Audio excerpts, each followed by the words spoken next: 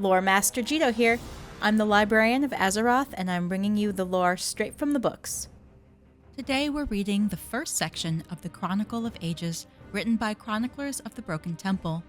This section covers Hozen, the Wanderer's Companion, originally a walking staff created by Freya, turned into a weapon to accompany those who love peace. You may have heard that this legendary staff was once carried by a Hozen. That concerned us a lot. We examined it thoroughly, and you will be pleased to hear that there was no damage done to this artifact that we cannot fix. And as it turns out, we weren't giving the Monkey King enough credit.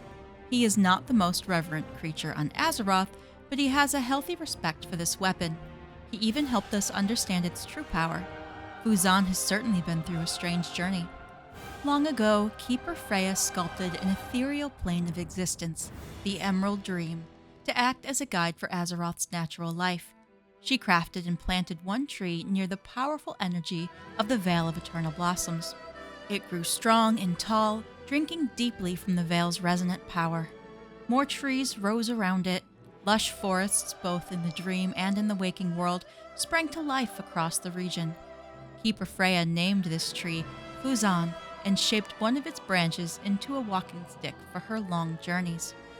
From the beginning, this staff has accompanied legendary creatures and immortal spirits as they carried out important, lasting work all across Azeroth.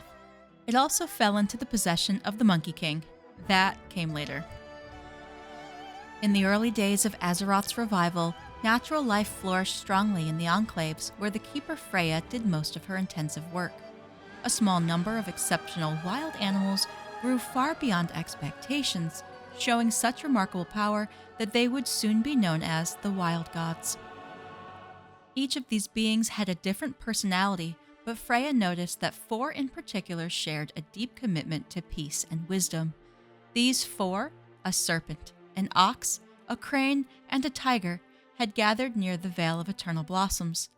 Freya knew their compassion would aid the region well.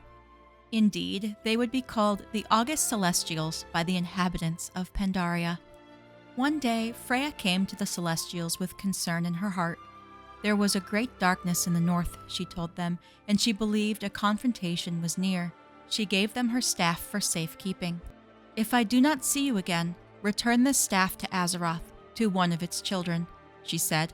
"Give it to someone who loathes battle and loves peace." Freya never returned. Yulon, the Jade Serpent, vowed to keep the staff safe. For thousands of years, even during the dark reign of the Mogu Empire, she did just that. In the south, near the Vale of Eternal Blossoms, many new creatures arose, forming tribes, villages, and even empires. There were the Jinyu, the Pandaren, the Hozen, and others. Yulon suspected that if Hozen would pass to one of these beings, it would go to a Jinyu or a Pandaren. Surely the Hozen were too innately violent to be trusted with such a gift.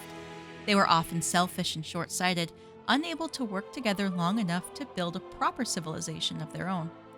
But as time passed, Yulon questioned her assumptions. There were different forms of wisdom and courage, were there not? It was easy to see the short-lived, short-tempered Hozen as troublemakers, but they lived full lives, wild lives, in the years they had. Yulon felt Hozen begin to waken. It needed a new companion. The Jade Serpent knew that soon she would honor Freya's wishes and allow a worthy mortal to carry Hozen, and she was becoming certain that it needed to be given to a Hozen. "Give it to someone who loathes battle and loves peace." Freya's words became clear the moment Yulon laid eyes upon one exceptional Hozen. He called himself the Monkey King.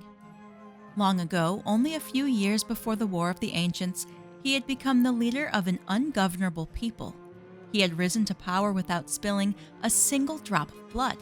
He was beloved by every Hozen tribe. How had he done this? After all, Hozen fought endlessly, constantly, for the simplest reasons. Any disagreement meant physical violence.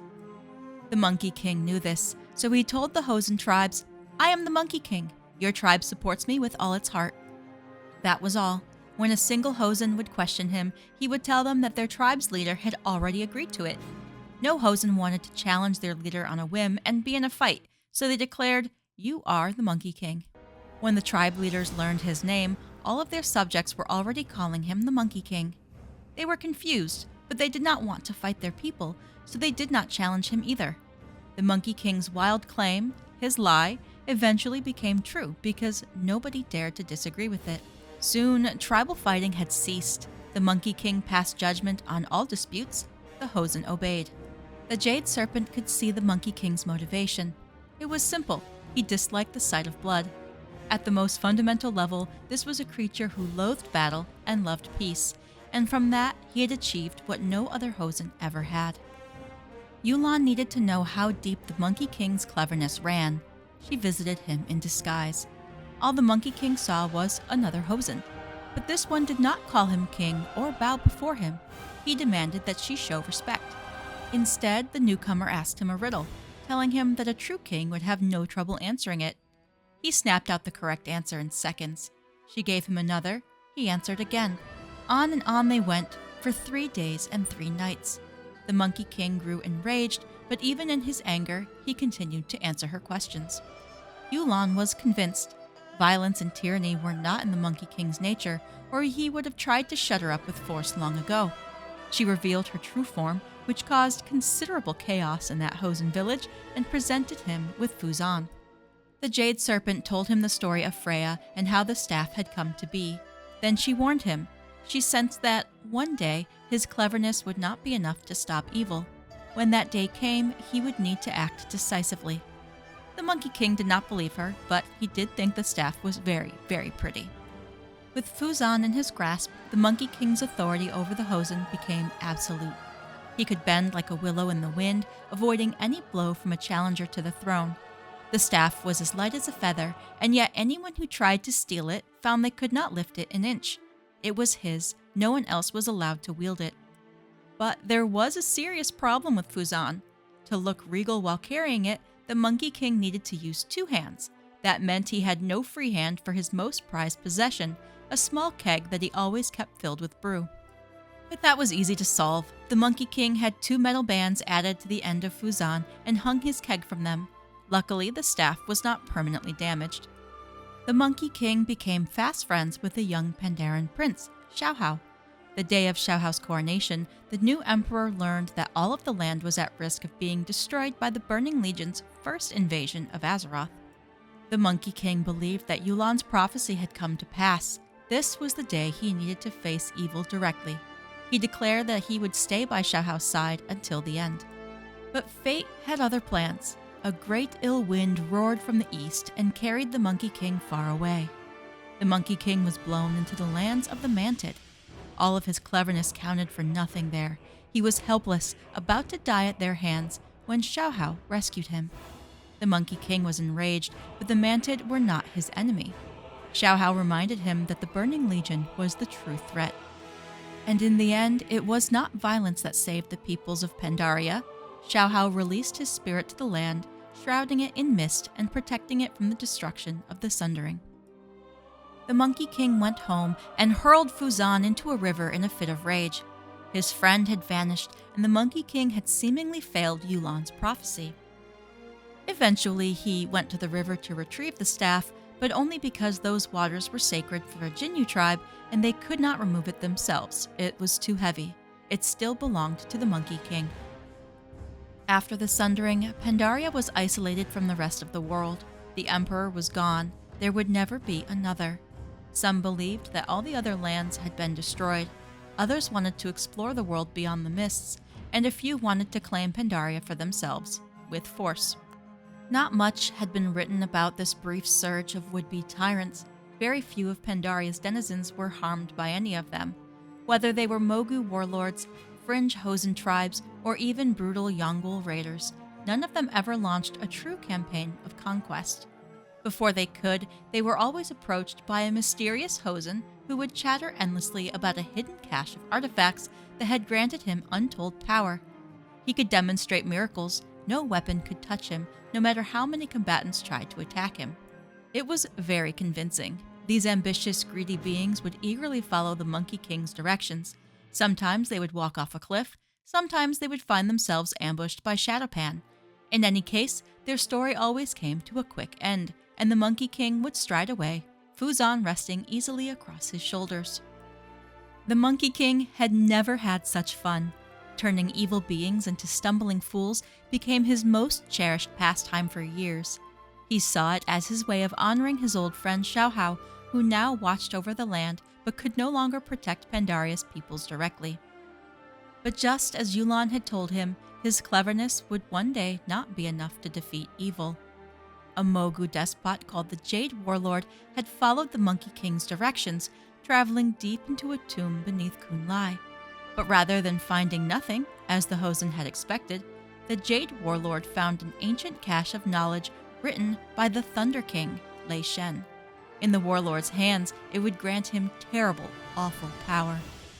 The Monkey King knew he had made a mistake, and as the ground began to shake, he knew there was no time for anyone else to stop the Mogu. He took Fuzan and went into the tomb to deal with the problem directly. The Monkey King loathed violence. He detested it, but he also knew he was the only one who could oppose the Jade Warlord before it was too late. The two of them dueled beneath Kunlai for hours. For years, Fuzan had been an aid to the Monkey King's mischief, which proved to be excellent practice for avoiding the powerful lethal magic the Mogu soon unleashed. The Monkey King believed he would not leave the tomb alive that day. Indeed, he did not, but he was not killed. The Jade Warlord had no command of his new power, and an errant spell did what neither of them expected. It froze them both in jade. They remained there, locked in battle, for almost 10,000 years, able to communicate all the while. That must have been a fate worse than death for the Mogu. Before we read the final chapter, I need to fill in a missing gap.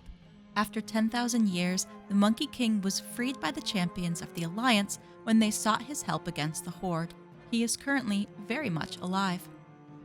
Once the Monkey King was freed, he traveled to the Timeless Isle and watched as the August Celestials taught the champions of Azeroth lessons in strength, endurance, courage, and wisdom.